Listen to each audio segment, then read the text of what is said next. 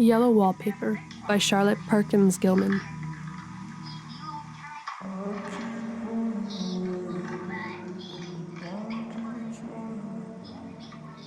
It is so hard to talk to John about my case because he is so wise and because he loves me so. But I tried it last night. It was moonlight. The moon shines in all around just as the sun does. I hate to see it sometimes. It creeps so slowly and always comes in by one window or another.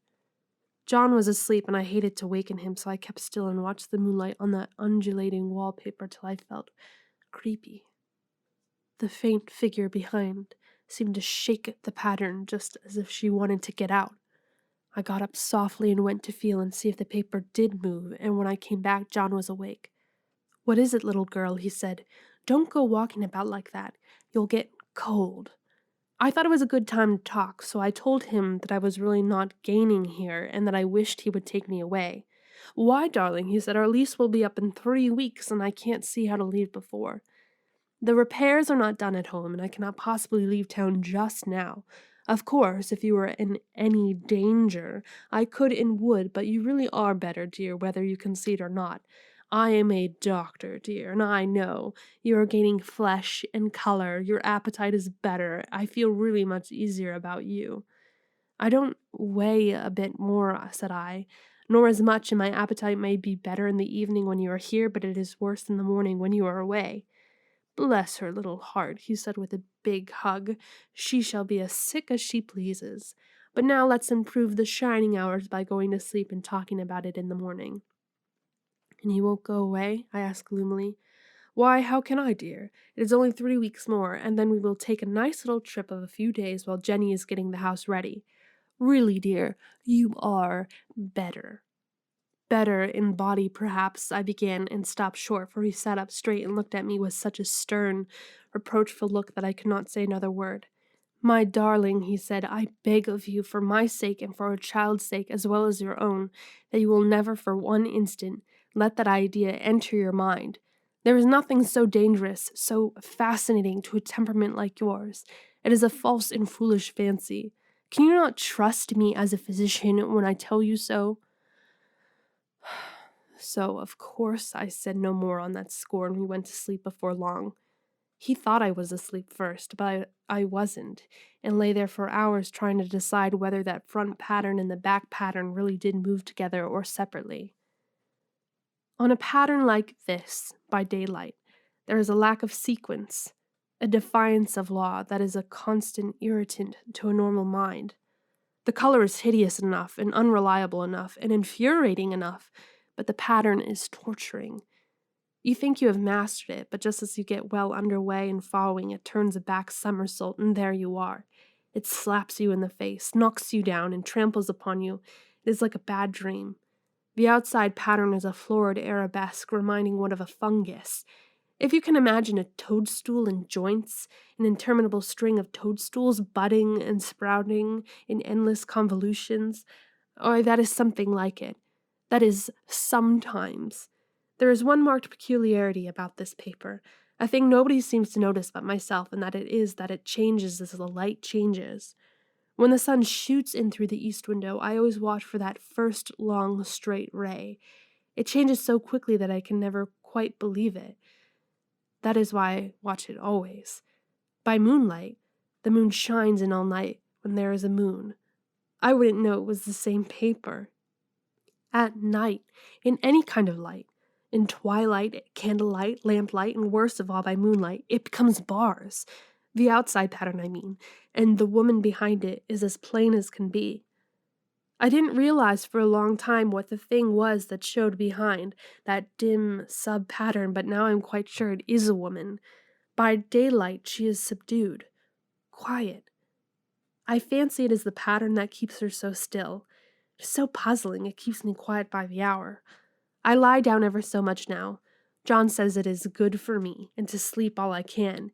Indeed, he started the habit by making me lie down for an hour after each meal. It is a very bad habit, I am convinced, for you see, I don't sleep, and that cultivates deceit, for I don't tell them I'm awake. No, the fact is, I am getting a little afraid of John. He seems very queer sometimes, and even Jenny has an inexplicable look. It strikes me occasionally just as scientific hypothesis that perhaps it is the paper. I've watched John when he did not know I was looking and come into the room suddenly on the most innocent excuses, and I've caught him several times looking at the paper. And Jenny, too. I caught Jenny with her hand on it once. She didn't know I was in the room, and when I asked her in a very quiet voice with the most restrained manner possible, what she was doing with the paper, she turned around as if she had been caught stealing and looked quite angry, asked me why I should frighten her so. Then she said that the paper stained everything it touched, that she had found yellow smooches on all my clothes and John's, and she wished we would be more careful. Did not that sound innocent? But I know she was studying that pattern, and I am determined that nobody shall find it out but myself. Life is very much more exciting now than it used to be. You see, I have something more to expect, to look forward to watch. I really do eat better and am more quiet than I was. John is so pleased to see me improve. He laughed a little the other day and said I seemed to be flourishing in spite of my wallpaper. I turned it off with a laugh. I had no intention of telling him it was because of the wallpaper. He would make fun of me. He might even want to take me away. I don't want to leave now until I have found it out. There is a week more, and I think that will be enough. I'm feeling ever so much better. I don't sleep much at night, for it is so interesting to watch developments, but I sleep a good deal in the daytime. In the daytime, it is tiresome and perplexing. There are always new shoots on the fungus and new shades of yellow all over it. I cannot keep count of them, though I have tried conscientiously. It is the strangest yellow, that wallpaper. It makes me think of all the yellow things I ever saw. Not beautiful ones like buttercups, but old foul, bad yellow things. But there is something else about that paper. The smell. I noticed it the moment we came into the room, but with so much air and sun it was not bad. Now we have had a week of fog and rain, and whether the windows are open or not, the smell is here. It creeps all over the house. I find it hovering in the dining room, skulking in the parlor, hiding in the hall, lying in wait for me on the stairs. It gets into my hair. Even when I go to ride, if I turn my head suddenly and surprise it, there is that smell. Such a peculiar odor, too. I spent hours in trying to analyze it to find what it smelled like. It is not bad, at first, and very gentle, but quite the subtlest, most enduring odor I ever met. In this damp weather it is awful. I wake up in the night and find it hanging over me. It used to disturb me at first. I thought seriously of burning the house to reach the smell, but now I am used to it. The only thing I can think of that is like is the color of the paper. A yellow smell. There is a very funny mark on this wall, low down, near the mopboard, a streak that runs around the room. It goes behind every piece of furniture except the bed, a long, straight, even smooch, as if it had been rubbed over and over. I wonder how it was done, and who did it, and what they did it for. Round and round and round and round and round and round, it makes me dizzy. I really have discovered something at last. Through watching so much at night when it changes so, I have finally found out. The front pattern does move. And no wonder. The woman behind shakes it. Sometimes I think there are a great many women behind, and sometimes only one, and she crawls around fast, and her crawling shakes it all over. Then, in the very bright spots, she keeps still. And in the very shady spots, she just takes hold of the bars and shakes them hard. And she is all the time trying to climb through. But nobody could climb through that pattern. It strangles so. I think that is why it has so many heads. They get through, and then the pattern strangles them off and turns them upside down and makes their eyes white. If those heads were covered or taken off, it would not be half so bad. I think that woman gets out in the daytime, and I'll tell you why, privately. I've seen her. I can see her out of every one of my windows. It is the same woman, I know, for she is always creeping, and most women do not creep by daylight. I see her in that long shaded lane, creeping up and down. I see her in those dark grape arbors, creeping all around the garden. I see her on that long road under the trees, creeping along, and when a carriage comes, she hides under the blackberry vines. I don't blame her a bit. It must be very humiliating to be caught creeping by daylight. I always lock the door when I creep by daylight. I can't do it at night, for I know John would suspect something at once. And John is so queer now that I don't want to irritate him.